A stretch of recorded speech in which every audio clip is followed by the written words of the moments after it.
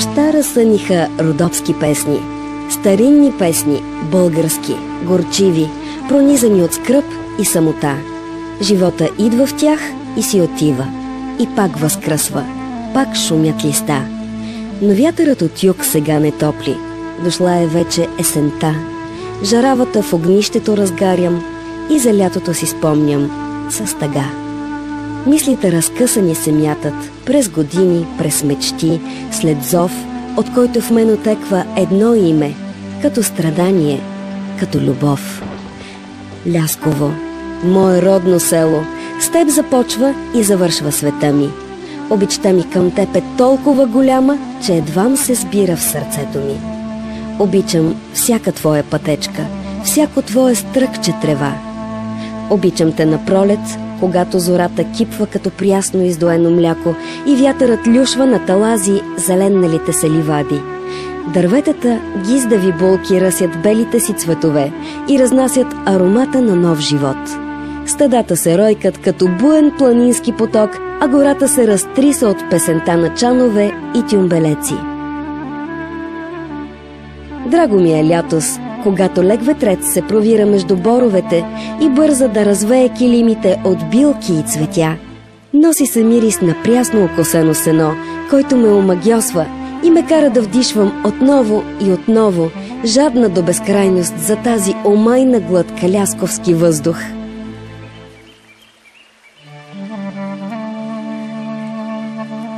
Величествено си на есен, когато пламне огнения пожар в гората и дърветата обличат царствените си есенни одежди. Скатавам в съзнанието си тази слънчева картина и тя ме сгрява през зимата, промъквайки се в съня ми с аромат на диви круши и манов мед. Зимас си толкова чисто и бяло, сгушено в дантелената пелерина от снежинки. Слънцето оглежда лъчите си в снега и всичко заискрява като в приказка от моето детство. Иска ми се да се върна там, да се сукна по сокака с парче нейлон и детско безразсъдство. И мисля си, ако има на земята рай, то за мен това си ти, Лясково. Люшнаха ме спомени, като в полусън виждам моето далечно детство.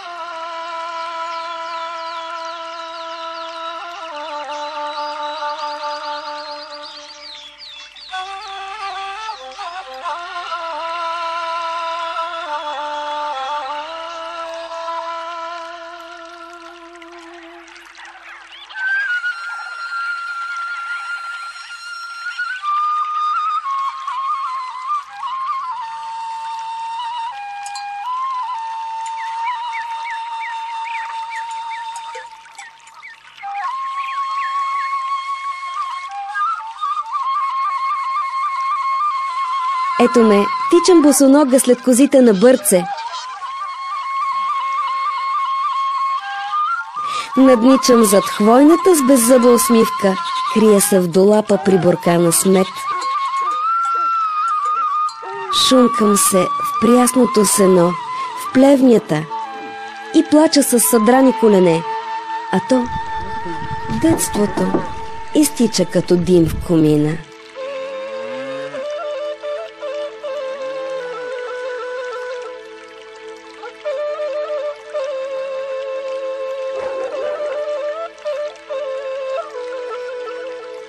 Вече съм булка, срамежливо застанала до моя камътен юнак.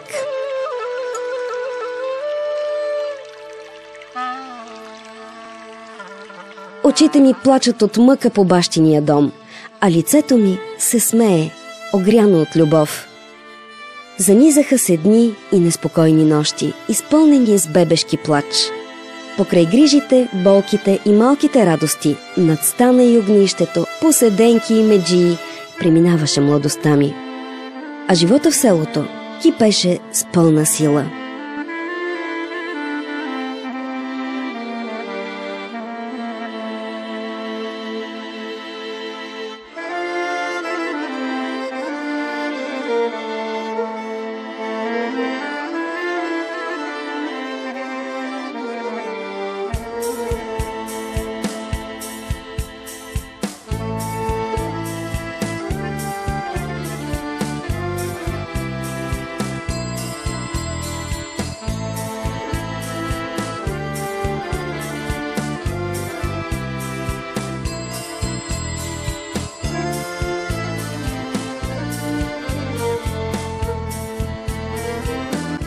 Търкаляха се годините като зърната на броеница. Децата пораснаха и се разпиляха. Замлъкнаха самотни станове и вретена, спря песента на старата воденица. Чановете самотно висят, очаквайки своето стадо. Все по-рядко се усеща мириса на кипнало прясно мляко, аромата на качамак и катми. Няма ги вече седенките и попрелките. Сега песни се чуват само в читалището и на събора, когато се сбират на мегдана стари и млади, роднини от близко и далече. Песните докъсно огласят селото и разлюляват върховете на вековната Борова гора, а хорото се дипли на 3 ката. Само тогава се връщам за миг в младостта. Било ли е? Не е ли? Ех, лъжовен свят! Времето толкова бързо отлита. Промени се света. Промени се и ти, Лясково. Брулиха те ветрове и виелици. Пожарите гориха, дъждовете измиваха, османлиите газеха, но ти надживя всичко. Ще устоиш ли и сега?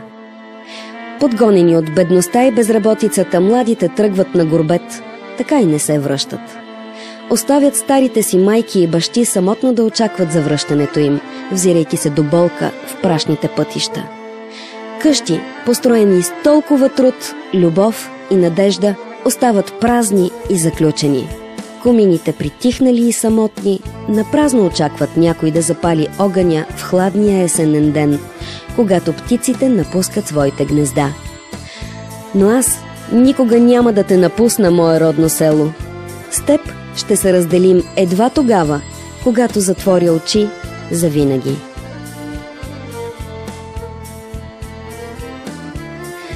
Поглъщам те ненаситно с поглед.